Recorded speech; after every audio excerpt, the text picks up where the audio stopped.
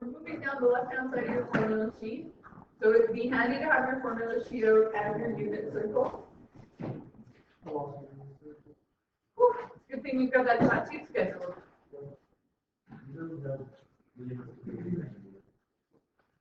Okay, if you have it in your brain, then we're all good. But it does help to have your formula sheet out. And these are the sum and the difference. My best word of advice to you is very few people commit these to memory correctly. Always consult your formula sheet. It's really easy to mess it up. As you can see, one is an add, one is a subtract. This one's sine cos, this one's cos cos. So they're so similar, but they're yet very, very different. So if for some reason you don't take a minute to double check on your formula sheet, it could cause you all your problems. And I mean, you're cool with that. Yeah, well, I guess more wasted time, right? So those are just the formulas. And the reason why we use them, these add and difference formulas, it's when I give you a non-calculator portion. I want exact values. What do exact values mean? What does exact values mean? Nope. It means the opposite of that. So you're going to leave it as a radical or fraction. It's the no decimal zone. Okay, so when I say exact values, that's an indication that it's going to be on the non-calculated portion of your exam or of your test or things like that. So here, 7 pi over 12 is not a known value on your unit circle, right? Yeah, right. We don't know that one, but we do have some values on the unit circle that it could either add or subtract to 7 pi over 12, and that's what you're going to use them for. So if I gave this to you with your knowledge now, you have to use a calculator for this. But after today, you won't need to, because you're going to use exact values of what you do know and use one of these formulas. Okay, so we agreed that 7 pi over 12 does not occur anywhere on the unit circle, right? That we know of. There's no denominator 12. We got denominator 3, so we got denominator 6s. So what two values would add up? What two values would add up to 7 pi over 12? Know the values on your unit circle. So this is why the unit circle comes in handy.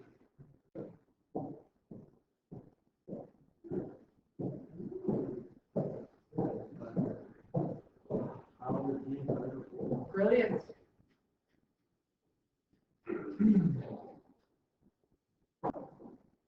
Okay, so they need common denominators, and we're adding them, we're not subtracting them, right? So 3 pi over 4 is the same thing as saying 4 pi over 12. Those are equivalent. And this one is equivalent to 3 pi over 12. So 4 pi over 12 plus 3 pi over 12 will give me 7 pi over 12. We know these two values. Those are on our unit circle. They're in quadrant 1. Nice and easy to solve for. So we're doing sine of this. And we said we had to add them. So we're going to go to our sum. And you're going to look for the sine of, that's supposed to be an alpha plus beta equals, oh, those are adds, we're okay. So sine of alpha times cos of beta plus sine of beta times cos of alpha. Alpha and beta are they're just angle measurements. They're the Greek letters for angle measurements. So what are the two values? And because we're adding them, it doesn't matter which one goes first. Right? 2 plus 3 is 5. 3 plus 2 is also 5. So it doesn't matter what order. It will matter the order if you're doing differences. So we're doing sine of pi over 3 plus pi over 4. I like to do this as my side note somewhere or rough work somewhere. Helps a little bit. So I'm going to fill in my formula. So sine of alpha, so my first one's alpha, so sine of pi over 3 times cos of pi over 4 plus sine of pi over 4 cos of pi over 3. So now you're going to fill in those values. So what's sine of pi over 3? Square root of 3 over 2. Cos of pi over 4, root 2 over 2, plus root 2 over 2, and 1/2. So I've asked you to leave this as exact values. So multiplying radicals, it's straight multiplying radicals, root 6 over 4. You can't reduce that. You can't reduce that because this is a coefficient, it's not in a radical, so you can't divide those two things. And this one would be root 2 over 4. You could leave it like that, or you could write it as a single denominator. Root 6 plus root 2 all over 4.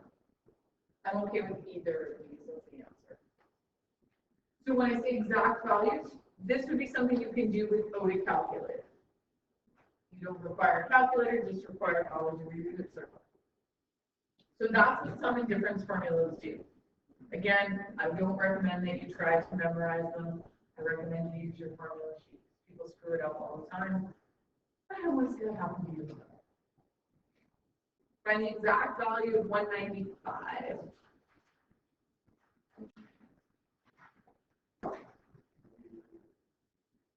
So what two values are going to add up to 195? Okay. 135, 60. Make sense, everybody? Easy peasy. So now we're doing cos. So cos, when we're adding them, is a little bit different, but still not terrible. Again, we're just going to follow the actual formula. So 135 degrees plus 60 degrees equals cos of 135 times by cos of 60, subtract sine of 135 times by sine of 60 degrees. So again, exact values, cos of 135. What is it? Negative root 2 over 2. Cos of 60 is 1/2. Sine of 135 is going to be a positive root 2 over 2. Sine of 60, root 3 over 2.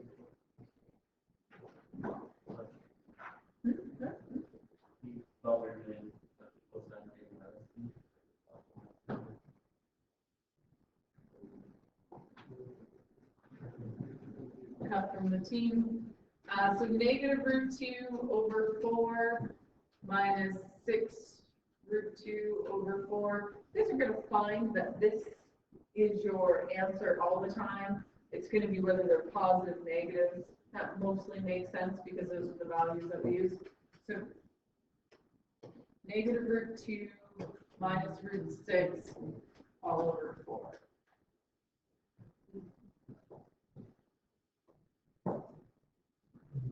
Okay. I'm going to hit pause. You guys are going to do this one. So I'd like you to actually try. All right. So now we're talking double angle identities. Double angle identities. Sine, there's only one option. Tangent, there's only one option. Cosine, there's 3 options. Awesome. Depending on the information given, you'll need those. Okay, so evaluate cos of 120 using a double angle formula. So cos of 120 is on our unit circle.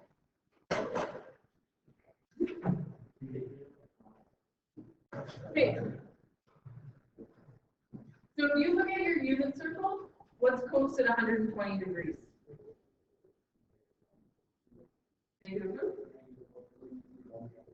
Well, cos. Cos is just the x. So that's -1/2. Okay, you guys know that's in the unit circle. So what we're going to do is we're going to prove it with double angle identities. So here's the thing. If I look at my double angle identities, which are at the bottom of the left-hand column, like I said, cos has 3 options. So the question is, which one do you want to use?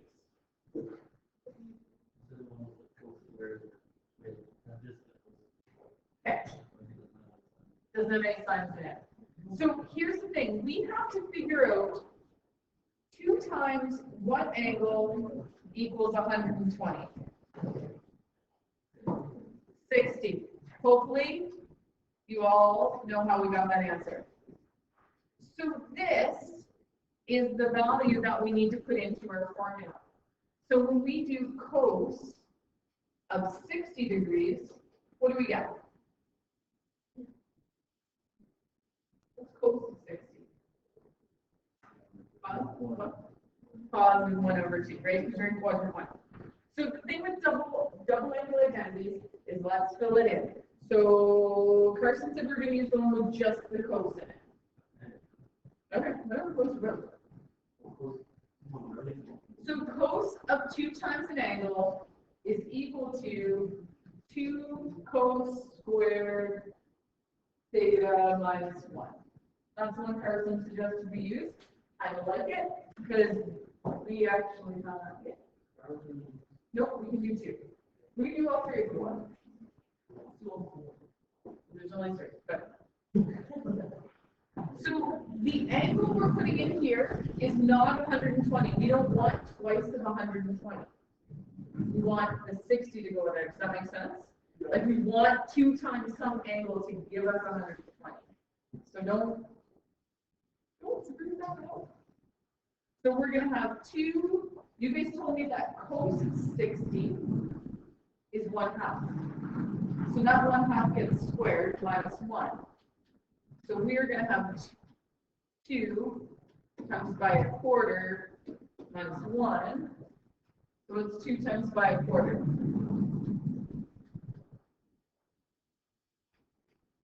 Ooh, 1/2. 1/2 minus 1. -1/2. And you guys said on the unit circle that cos of 120 is equal to -1. -1/2. We just proved it using double angle identities. Oh, do you want to do it doing another formula? I think we should. Just. I think we're good. We're on page 3. Okay. So the other formula that we're going to use, let's do the. What's the hard one? I don't know either. Okay, so let's go back over to here. The other 2 formulas require us to use sine, right? So sine at 60 is going to be √3/2. So let's use the one with both of them in it. So that is cos squared theta minus sine squared theta. Right? That's the first formula. So cos we said was 1/2. Squared sine is going to be √3/2 squared. So I'm going to have 1/4 minus Okay.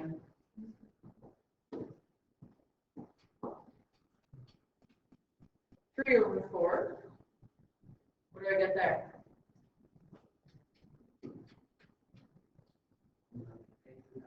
It's going to be -2/4, which is -1/2.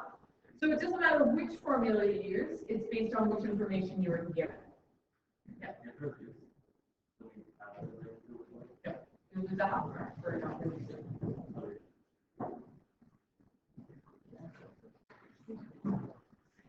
This one is shown up on provincial exams before.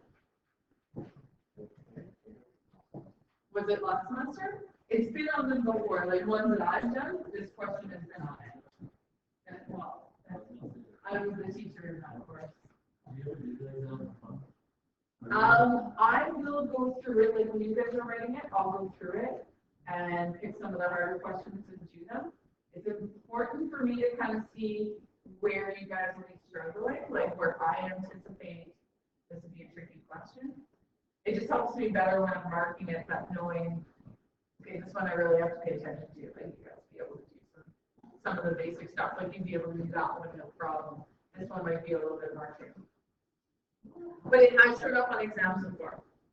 So it's given us this information. It said cos of pi/20 is equal to 0.99.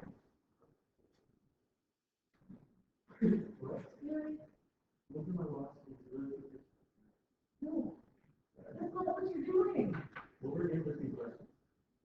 No, I'm just like, it's a middle of a question. I want in between questions. Cos of pi/20 is given this. Evaluate cos of pi/10. So this is actually a double angle identity question. Because if I took 2 times pi/20, what does that give me? pi/10. So we know some information, but we don't know a ton of information, but we can still answer this question. The thing with this is automatically I know I can use a double angle identity to evaluate this because all I need to know is that. So when I'm looking at these formulas, I'm going to use which one? Do I know sine of pi/20? No. So I've eliminated 2 of those formulas right away. Got to use Carson's formula. So Carson's formula says 2, so cos of 2 of pi/20 is equal to 2 cos squared pi/20 minus 1. Right? That's what Carson's formula tells me. Yes. You did. I mean, we're just renaming it. So because I didn't have the information about time, because it's not an exact value, I can just use this formula. I don't have to go find sine of it. So I know, 2 goes in there. What's cos of pi/20? Well, it's this, right? 0.99. It told you the value. You don't have to refer to anything else. So it's 0.99, and that's squared minus 1. You're still doing the exact same math that you did when you knew the exact values. This one's just not as nice. So I'm going to square 0.99. I'm going to times it by 2. So this is going to be 2 times 0.9801.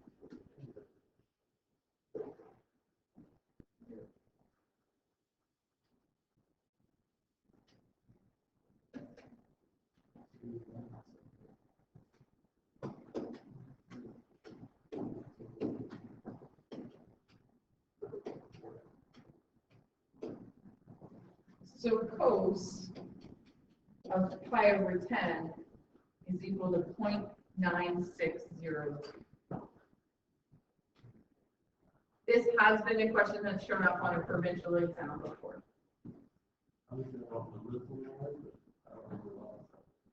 Fair enough. I mean, I can pull up semester 1 exam must be up already. Is that the one you guys want to use to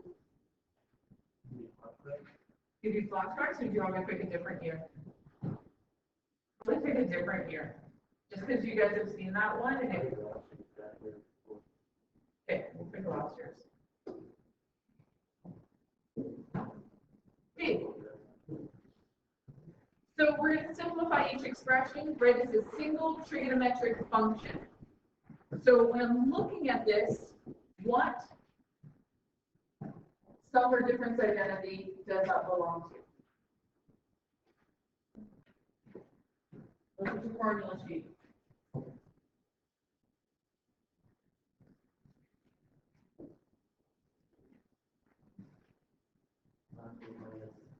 Alpha minus beta.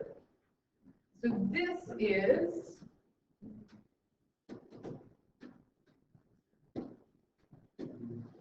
alpha minus beta formula. Now, on the formula sheet, these two are flipped, right? Sign comes first on the formula sheet? No? I actually got it right. I usually write them flipped. If it's flipped, does it matter? No, because multiplying doesn't matter what order you do it. So what it's asking you to do is write this as a single sign trigonometric expression. So which one's alpha and which one's beta? So we're going to have sine of 48 minus 17. Both of those are degrees. So what are we doing? Sine of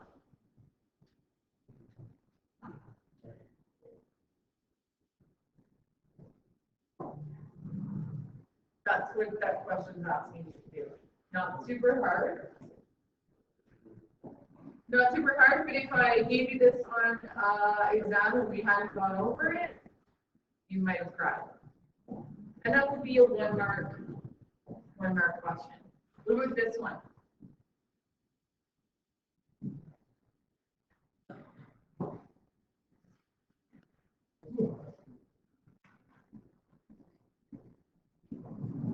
What about this one? Nope. Same thing. We're simplifying this one into a single trigonometric equation. Was I supposed to solve for this? No. This one we have to solve. What's this one? What trig identity does it? Cos 2 alpha. Yep. So this is cos 2 alpha. That's the formula for it. What's alpha? pi/12. So if I simplify this, this is going to be cos of pi/6. True, which is, and now I want you to solve it. What does it simplify to? What's cos of pi/6? Root 3/2.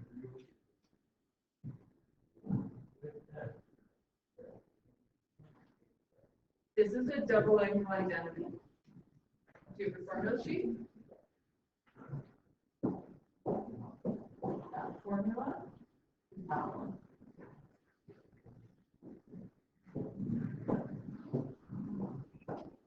All right. So to simplify the following expression to one of the three primary trig functions, state any non-permissible values.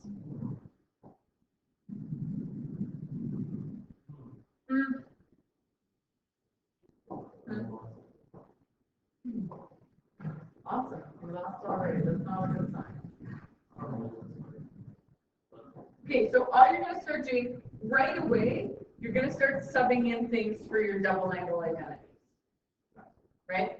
Let's not even worry about the non-permissible values at this moment. We'll come back to them, but let's not worry about them right now. So we can see the forest for the trees here. Okay. So first thing I'm going to do, let's do the denominator. Why am I picking on the denominator before the numerator? How many options do I have for sign double angle identities? One. So you can only create it with one thing. And that thing would be 2 sine, we're going to go with x's, cos x. right? That's all I can sub in there. But good. What's next? Find a gooder. Pardon? What about, we haven't even looked at the numerator yet, Jerome. You want to do 2 sine x in that one? But I don't know what you're saying to me. You don't need to be rude about it, man. Okay. So in this, I have to replace this one. And the reason why I paused on that was because there's 3 options. So out of those 3 options for double angle identities, what do you think would be the best thing to substitute in there? Just the sine one? Or the cos? So you just want the sine one only. Okay. So 1 minus 2 sine squared x. So we replace that with that. Okay, so now that we have that done, let's do our non-permissible values. What can sine x not equal? 0. So what can x not equal?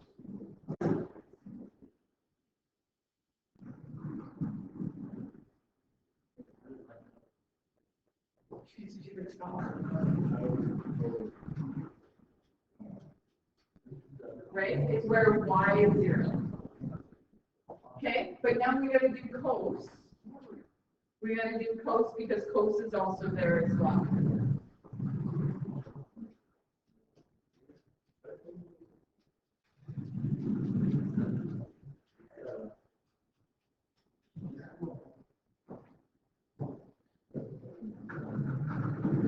Oh, sorry, I forgot my equal. Okay, so those are my non-permissible values. So much easier to do. All right. So now we're going to do some stuff.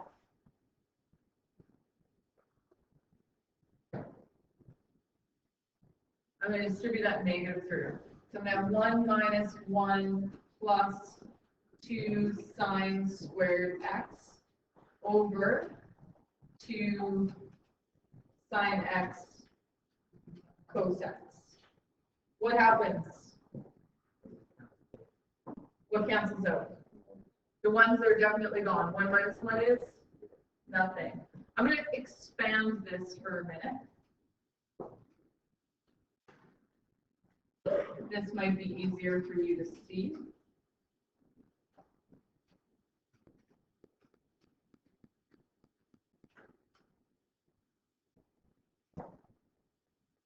Because sine squared just means sine by sine. So now what am I going to do? 2's cancel each other out. Sines cancel each other out. I'm left with sine x over cos x. And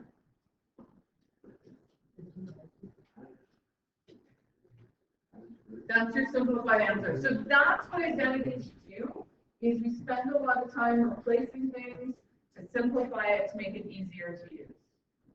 That one looked a little bit complicated, and it simplifies down to 10x.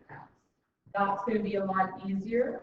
Some people like to simplify first, then substitute. Some people like to do their double angle identities right off the top and solve. Either way is correct, unless the question asks you to simplify first. Pardon? You're absolutely correct. Did anybody hear that? No. He said general non-principal values should be general solutions because no restrictions were given. Well, I didn't catch that, but it's true. I would have lost marks for that. So x cannot equal no, not too high, pi k. Pi k, where k is an element of the integers, or if you want to use that, that's fine. Or you can say 0 plus pi k, That's also another way to state it. X cannot equal, now I'm doing this one. So it's going to be pi over 2 is my first one, plus pi k, where k is an element of the integers. Okay. Did Carson hit you? Do you have heartburn? No.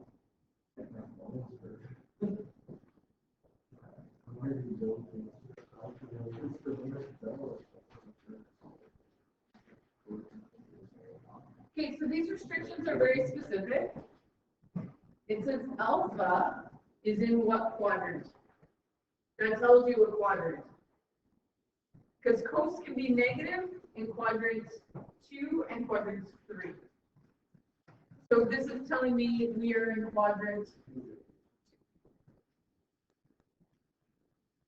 This specifically is telling me that I'm in quadrant 3. That's what those restrictions are telling me. So your stuff from chapter 4, if I want to do cos of alpha minus beta, I know what cos alpha is. I don't need to know, I don't know what the is hung up on this. I don't need to know what the angle is, because I know the value. You guys had no problem here believing me that this was the value, and we just directly substituted in. Don't worry about solving for alpha. This is always a question on my test, and this is always a question on the provincial exam. There will be one of these, I guarantee it. Guarantee it. I don't know if I'll write you a check. How about that? So if I know cos alpha is negative 4 over 5, what else do I need for that formula? If you look at the cos alpha minus beta, I also need sine of alpha. So what would sine of alpha be? So you're in quadrant 2. You know that cosine is negative 4 over 5. So that means my hypotenuse is 5. My base is going to be a negative 4. What's my height of that triangle? 3. Pythagorean triple, right? You don't even need to calculate it anymore. Perfect. So if I were to do sine of alpha, that would be a positive 3 over 5. This is just from chapter 4, right? Okay, so that's alpha. That's 1. Now let's look at beta. Beta is a totally different beast. It's in quadrant 3. So in quadrant 3, I know that my hypotenuse is 13. I know my x value is negative 12. What's the height of that triangle? Negative 5. It is also a Pythagorean triple. The less obvious one, but it's a Pythagorean triple. So we know cos beta, because it was given to us, was negative 12 over 13. Now we know sine of beta, I don't really even care what the angle is negative 5 over 13. Now, with all that information, I can answer this question. So that formula was the cos subtract. So I'm going to have cos of alpha minus beta, which I still don't know the angles, and I still don't care. So cos of alpha, so it's going to be cos alpha times cos beta plus sine alpha plus sine beta. So we know cos alpha is negative 4 over 5. We know cos beta is negative 12 over 13. Plus sine alpha, which is 3 over 5, and sine beta, which is negative 5 over 13. Positive 48 over 5 times 13, 65.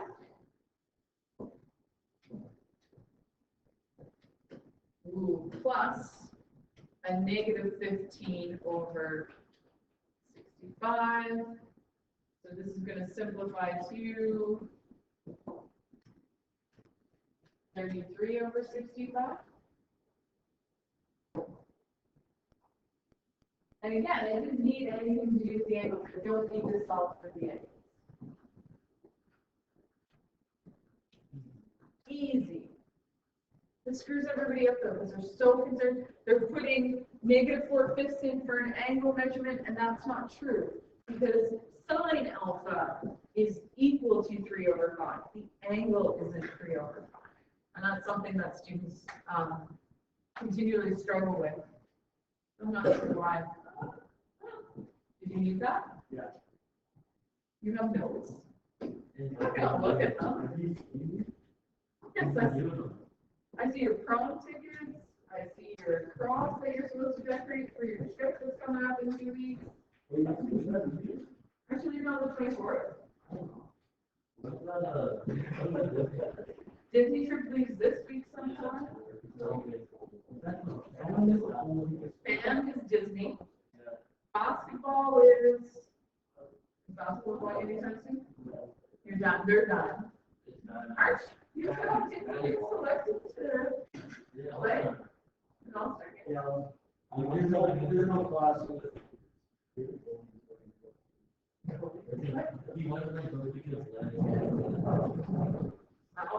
Well, that's what our don't mess with you. What? Yeah. It's okay.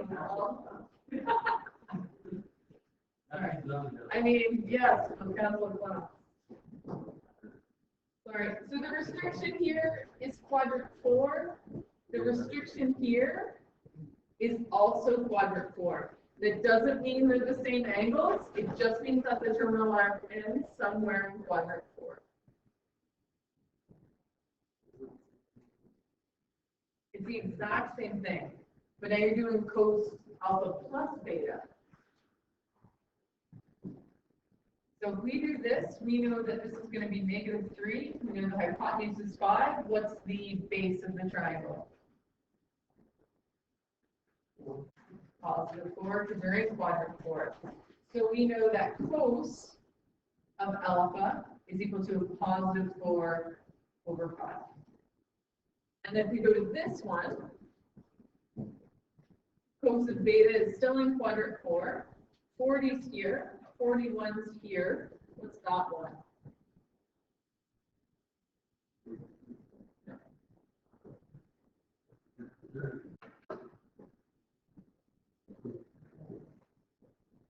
Nothing. But it's going to be a negative 9. So we know that sine beta is going to be negative 9 over 41. That's sort of problems that you guys just did. Or problem set that I just recently marked because people had it like.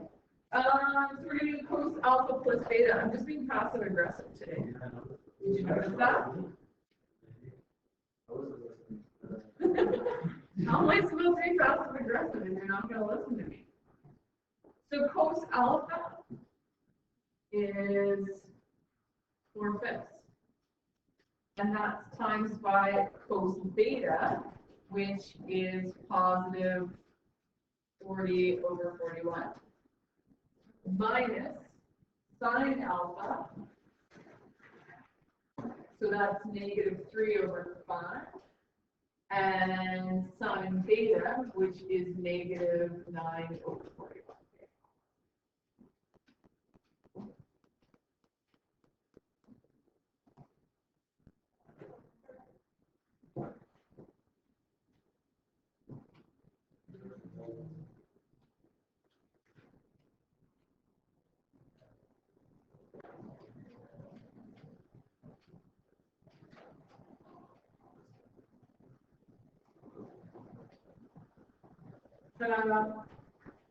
Thanks.